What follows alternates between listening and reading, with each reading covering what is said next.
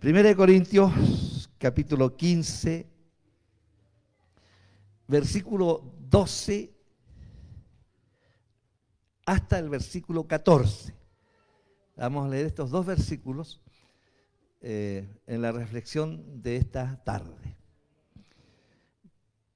La Escritura dice de la siguiente manera: pero si se predica de Cristo que resucitó de los muertos, ¿cómo dicen algunos entre vosotros que no hay resurrección de muertos? Porque si no hay resurrección de muertos, tampoco Cristo resucitó. Y si Cristo no resucitó, vana es entonces nuestra predicación. Vana es también vuestra fe. Esa es palabra de Dios. Como yo les venía explicando en la preparación de mi sermón, el Señor puso en mí primero esta reflexión y después iba a apuntar a diversos elementos de la resurrección de Cristo que validan históricamente este hecho. Ya en los tiempos de Cristo habían fuertes líneas religiosas que no creían en la resurrección, como eran los saduceos. Fuerza religiosa que gobernaba en el templo, de donde provenían toda esa gama de sacerdotes. Y la otra gran fuerza religiosa de la época eran los fariseos, y ellos sí creían en la resurrección. Ellos gobernaban en las sinagogas. Eran quizá más numerosos que los saduceos, porque solo en Jerusalén en esa época existían alrededor de 400 sinagogas, dirigidas y gobernadas por este grupo religioso de los fariseos, de quien Jesús dijo en una oportunidad: hagan lo que ellos dicen, pero no lo que ellos hacen. Haciendo hincapié Jesucristo que la enseñanza de los fariseos era buena, pero no su práctica.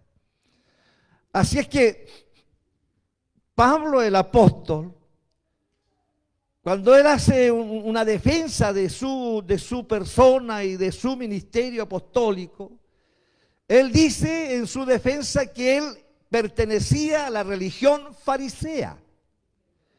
Él dijo de los fariseos: yo soy fariseo. Y aún más, dijo él, a todos mis contemporáneos yo los aventajaba en mucho. Era más capaz que todos, más inteligente que todos los demás. Pertenecía a la grupo religioso, los fariseos, y él dice: yo aventajaba a los demás. Y en ese pensamiento apostólico, usted ya conoce la historia, Pablo tuvo este encuentro con Cristo allí, camino a Damasco. Y comienza un ministerio entre los gentiles como apóstol. Y él es fundador de la iglesia en Corinto. Pero él nota que la iglesia en Corinto va desviándose de lo que él les había enseñado. Especialmente porque estaba tomando fuerza la idea de la no resurrección. Porque él comienza diciendo en este versículo: pero si se predica de Cristo que resucitó de los muertos, ¿cómo dicen algunos entre vosotros que no hay resurrección de muertos? Así comienza la reflexión de Pablo, porque él cree en la resurrección. Así es que, y lanza este tremendo desafío, hermanos queridos, porque hoy día nosotros de alguna manera, no es la fecha exacta, pero de alguna manera históricamente estamos recordando el hecho glorioso en que Cristo resucitó. Esa es nuestra fe y esa es nuestra predicación. Y es la predicación que se ha venido entregando desde hace casi más de 2000 años.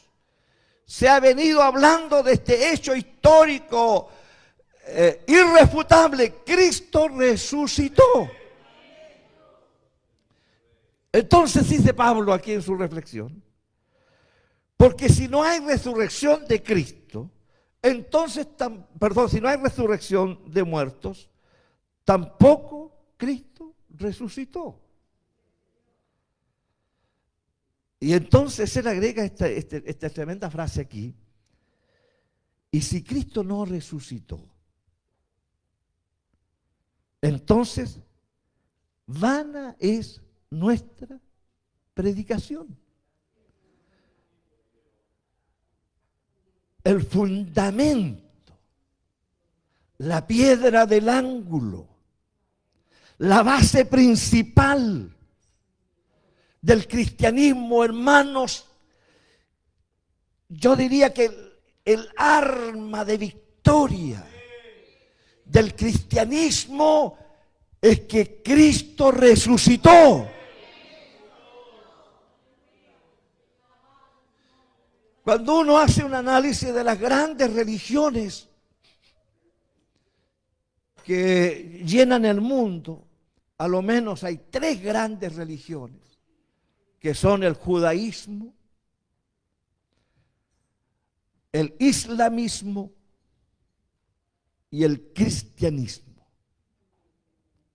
Y hay otros más que después aparecieron, como el budismo. El iniciador del judaísmo fue Abraham. Un hombre de quien se dijo que se consideró como amigo de Dios, el padre de la fe. Él es el fundador del judaísmo. Ahora, hermano, ¿quién puede negar la vida intachable y de fe de Abraham? Y de sus lomos desciende esta nación que hasta hoy día permanece, que es la nación de Israel. El problema está en que Abraham murió.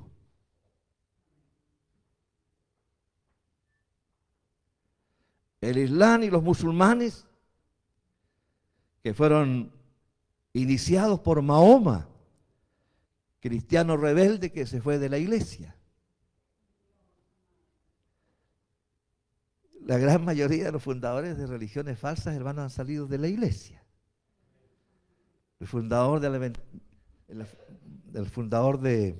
aquí me acordé que estamos grabando, así que voy a tratar de soslayar algunos nombres. Porque hay algunos que tienen compromiso con algunos. Bueno, Dios nos bendiga. Los fundadores de las grandes religiones nacen de alguna iglesia. Mahoma también nace de una iglesia y es el fundador entonces del islamismo, el islam, los musulmanes, que son millones. El tema está en que Mahoma murió y está en su tumba y están sus huesos.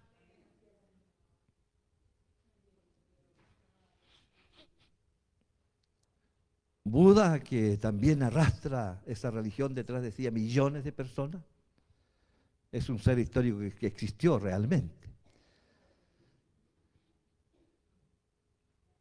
El tema está en que Buda murió.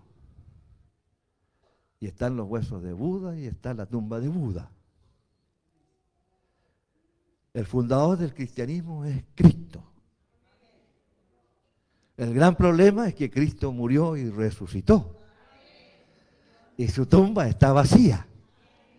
Y nadie ha podido encontrar jamás sus huesos. Aunque tenemos cientos, y lo he dicho muchas veces, cientos, miles y millones de enemigos. Fuertes y poderosos.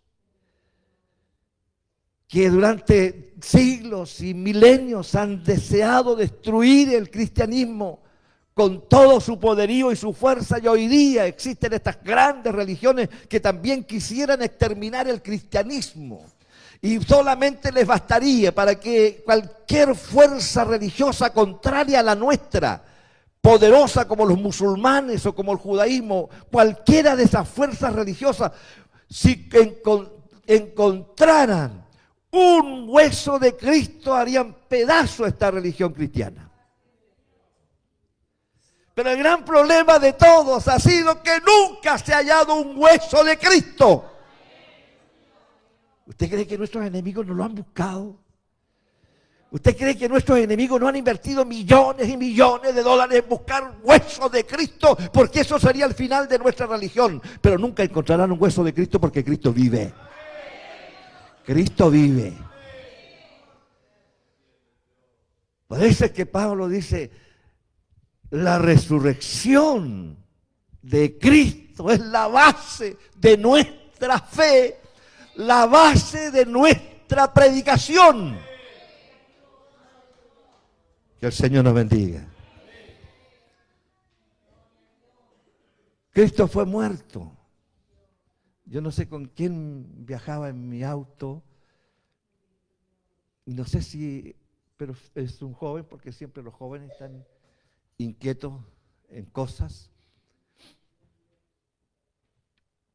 Entonces me pregunta él sobre la práctica en la antigüedad de que a los que bajaban de la cruz les quebraban los huesos. Y la escritura, la pregunta era que la escritura hablaba de eso, que no se le quebró hueso, y qué significaba eso. Entonces yo le dije a los verdugos encargados de aplicar esta muerte, lo he dicho en muchas ocasiones, era gente profesional. Era su profesión crucificar y matar. Para ellos eso era el pan de todos los días. Por lo tanto, cuando bajaban un cadáver o un crucificado, no cadáver, un crucificado, y estos expertos, estos profesionales, notaban en el cuerpo que bajaban de la cruz, notaban algún resquicio, una pequeña señal de que todavía había vida. Entonces, para asegurarse, estos verdugos quebraban todos los huesos del cuerpo. Quebraban los huesos de las piernas, quebraban los huesos de los brazos, todos los huesos se los quebraban cuando sospechaban que había todavía vida en los que bajaban de la cruz. Y la Biblia dice que a Jesús no le quebraron ningún hueso. ¿Por qué no le quebraron ningún hueso? Sencillamente aquellos hombres acostumbrados a bajar cuerpos de la cruz, cuando bajaron el cuerpo de Cristo, comprobaron fehacientemente que estaba muerto.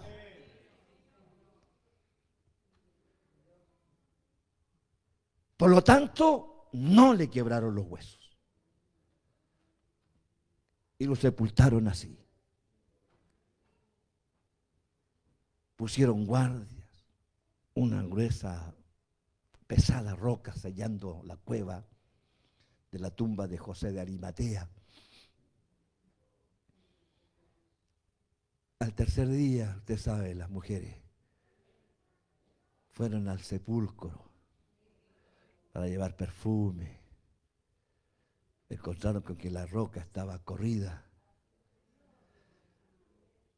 Y un personaje vestido de blanco sentado allí, que les pregunta: ¿por qué buscáis entre los muertos al que vive? No está aquí. Tremenda declaración. No está aquí. Ha resucitado. Bendito sea el nombre del Señor. Y después, durante 40 días, dice la palabra de Dios, que se presentó con pruebas indubitables de que Él era. Yo tenía registrado en mi bosquejo la reacción primero de Tomás. estoy por comprometerme a predicar sobre Tomás para defenderlo en un domingo posterior. Cualquier día voy a hacer una defensa de Tomás. Pero cuando se presenta ante Tomás, él le dice: Tomás, coloca aquí tu dedo, mete aquí tu mano, porque yo soy. Hermano, ¿sabe?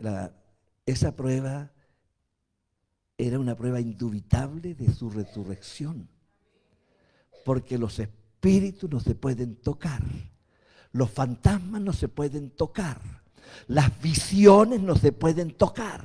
Por eso es que el Señor le dice: ven, tócame, para que sepas que es mi propio cuerpo, soy yo mismo.